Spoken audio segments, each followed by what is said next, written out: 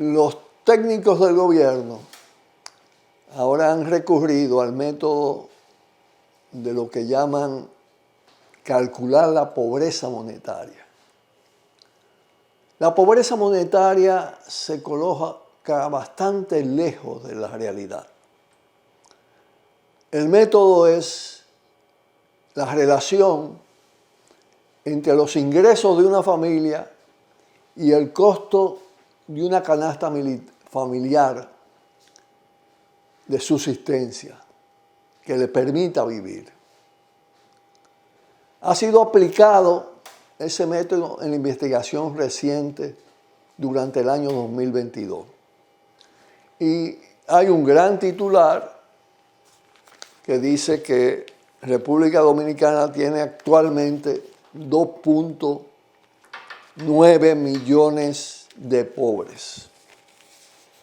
Es muy posible que mucha gente, cuando vea ese titular, avalado por técnicos, diga, bueno, aquí lo que hay es eso, menos de 3 millones de pobres, de bastante más de 10 millones de habitantes.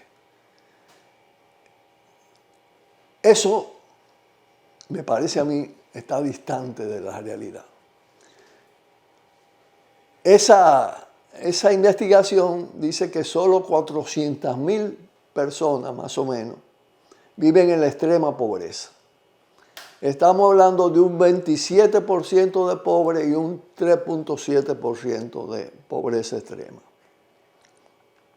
Y el parámetro utilizado fue el ingreso familiar menor a 22.000 pesos mensuales, indica que esa familia vive en la pobreza. Entonces calculan el número. Eso incluye alimentación, salud, educación, transporte, ropa, calzado, comunicación telefónica, en fin.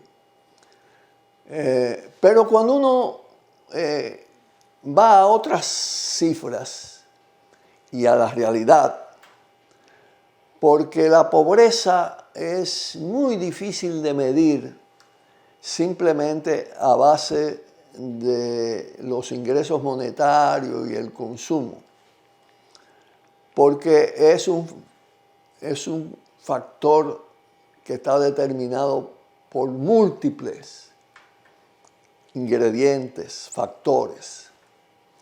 Aquí hay un déficit de vivienda de 1.2 millones. Si usted calcula en 4 personas por vivienda, 5 personas por vivienda, eso le da un hacinamiento, que es un factor de pobreza fuerte, de más de 5 millones de personas, de seres humanos.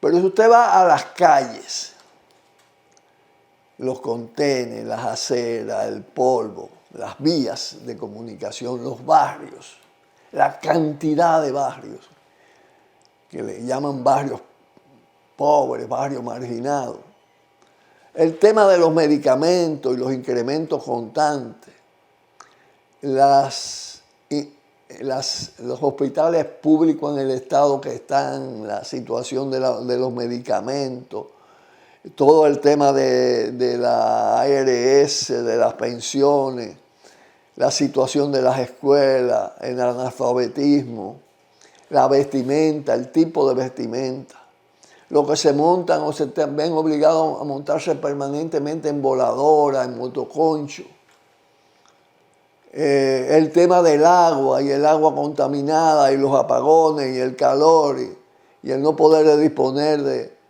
de aire acondicionado para refrescarse, el tema de abanicos malos, el alto índice de las llamadas enfermedades crónicas y de las enfermedades evitables, las basuras en la cañada, el ambiente contaminado,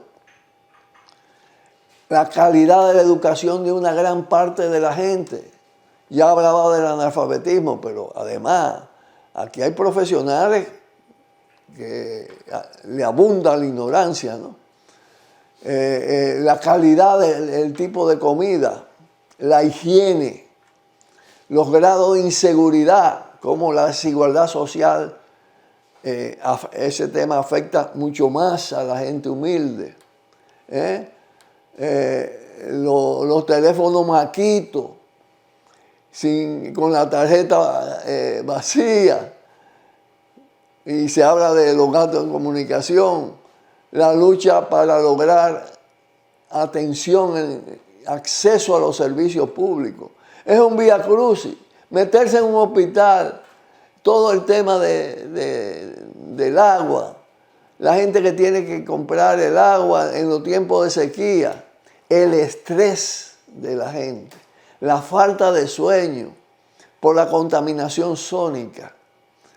Y entonces, te calculan todo esto en medio de una política asistencialista, pero el asistencialismo es sumamente frágil, sumamente frágil. En Brasil, el cambio de Lula por Bolsonaro, Lula puso énfasis en el asistencialismo y sacó, según esas cifras y según esos cálculos técnicos, sacó a mucha gente de la pobreza.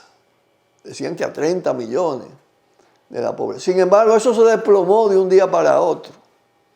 Entonces, si no hay cambios estructurales que den permanencia, cómo hablar, cómo propagandizar esa situación, que proponiéndoselo o no, porque hay diferentes métodos, se escoge uno, posiblemente recurran a otro. Pero cuando usted ve además el tema de que es una economía que crece también con factores frágiles, es una narcoeconomía contaminante de corrupción, de delincuencia, y eso no da un ambiente que pueda decir para vivir, para no ser pobre en muchos estratos, en muchos niveles de la sociedad. Las necesidades no contempladas, la situación de la dentadura de la gente, eso se ve en la calle. Los riesgos que corren para poder sobrevivir, la situación de la muerte y la muerte como negocio, la funeraria como negocio. Los médicos están hablando de un cáncer casi epidémico aquí, los niveles de cáncer, la hipertensión en alza, las desigualdades en el acceso al conocimiento, a la información, la imposición de la mentira, las bancas de apuestas, los riferos, la deuda, la usura y todas las tensiones que eso provoca. Lo monetario no da lo multifactorial, mucho menos aún las grandes desigualdades.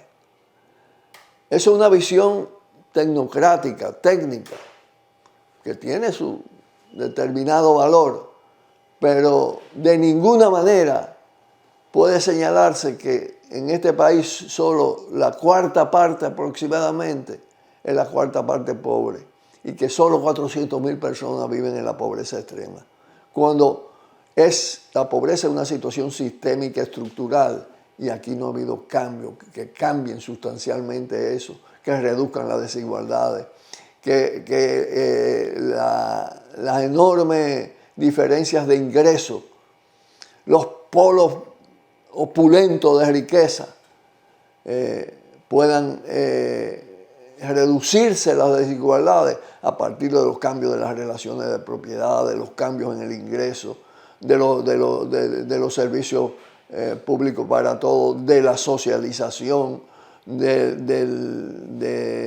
aquí lo que se está es privatizando y eso es lo que crea más desigualdades y más tendencia al empobrecimiento. En fin, con esto pausamos, pero es un tema para seguirlo tratando y lo seguiremos tratando.